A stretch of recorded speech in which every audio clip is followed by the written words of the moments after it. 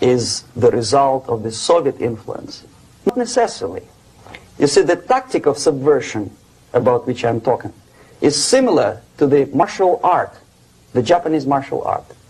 If some of you are familiar with that tactic, probably you will remember that if an enemy is bigger and heavier than yourself, it would be very painful to resist his direct strike. If a heavy person wants to strike me in the face, it would be very naive and counterproductive to stop his blow. The Chinese and Japanese judo art tells us what to do. First, to avoid the strike, then to grab the fist and continue his movement in the direction where it was before, right? Until the enemy crashes the wall. You see? So, what happens here? The target country obviously does something wrong. If it's a free democratic society, there are many different movements within the society. There are obviously, in every society, there are people who are against this society. They may be simple criminals, ideologically in disagreement with the state policy, conscientious enemies, simply psychotic personalities who are against anything. Right?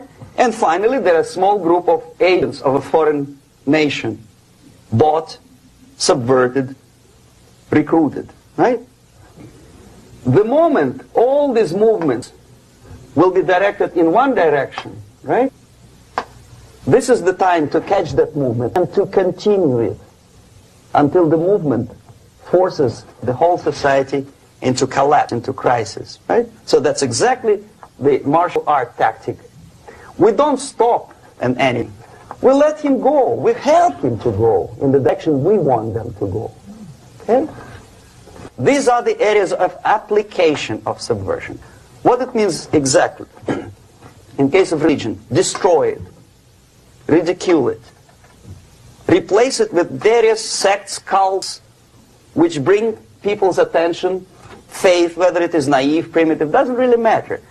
As long as the basically accepted religious dogma is being slowly eroded and taken away from the supreme purpose of religion, to keep people in touch with the supreme being, that serves the purpose. Therefore, replace it, accepted, respected religious organizations with fake organizations.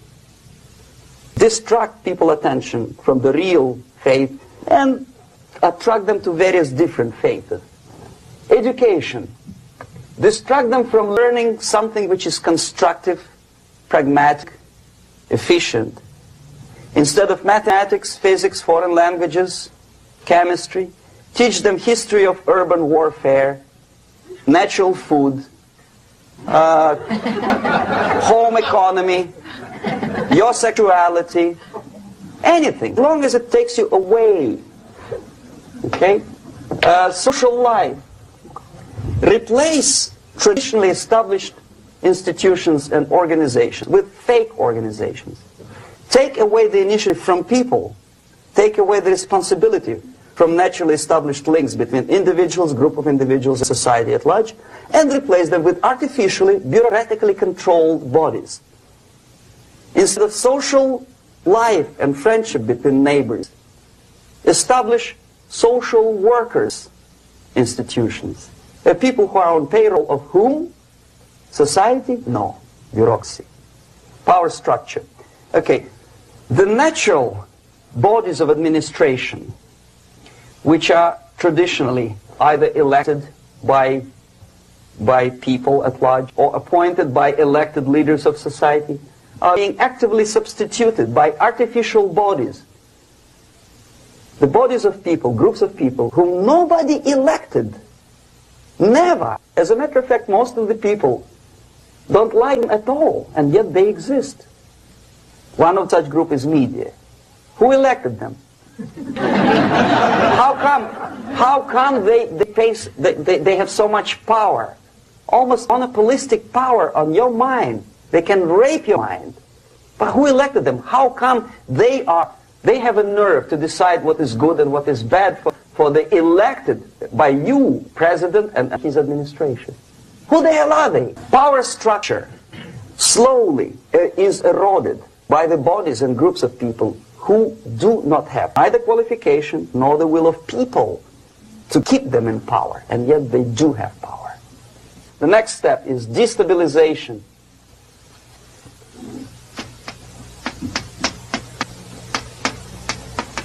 Again, this word says for itself what it is. To destabilize all the relations, all the accepted institutions and organizations in a country of your enemy. How you do it? You don't have to send a battalion of KGB agents to blow up bridges. No. You let them do it themselves. Here it's radicalization. On the stage of destabilization, we cannot come to compromise even within a family. The husband and wife couldn't figure out which is better. Husband wants his kids to eat at the table, and wife wants a child to roam around the room and drop food all over the floor. They cannot come to compromise unless they start fight. It's impossible to reach a compromise, constructive compromise between neighbors. This stabilization process usually leads directly to the process of crisis. In case of developing nations, that's the area where I was active. The process starts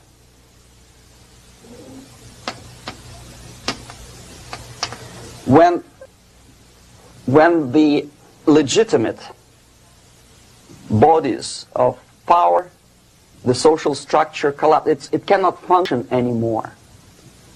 So instead, we have artificial body injected into society, such as non-elected committees. You remember I was talking about them here. Social workers who are not elected by people, media who are self-appointed rulers of your opinion, some strange groups which claim they know how to lead society forward. They don't usually. All they care is how to collect donations and sell their own concocted ideology, mixture of religion and ideology. Here, we have all this artificial body claiming power. If the power is denied to them, they take it by force.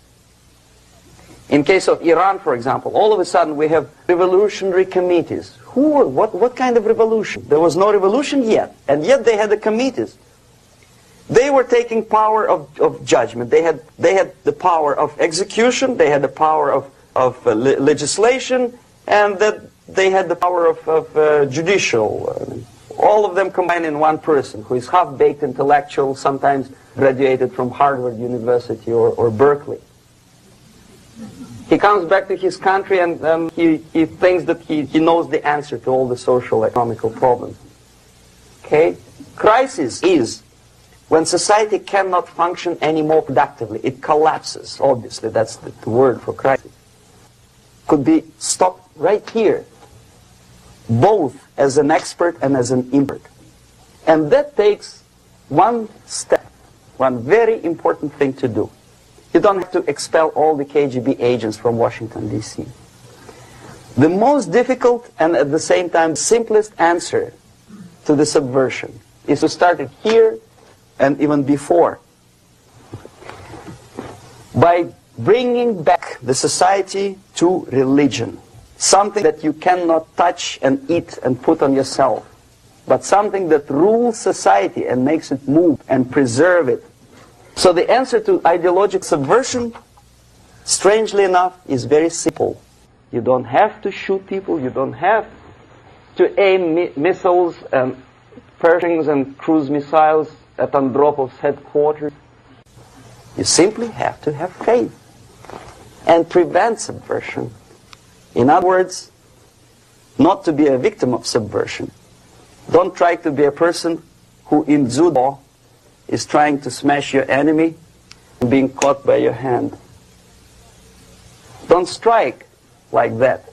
Strike with the power of spirit and moral superiority. If you don't have that power, it's high time to develop it. And that's the only answer.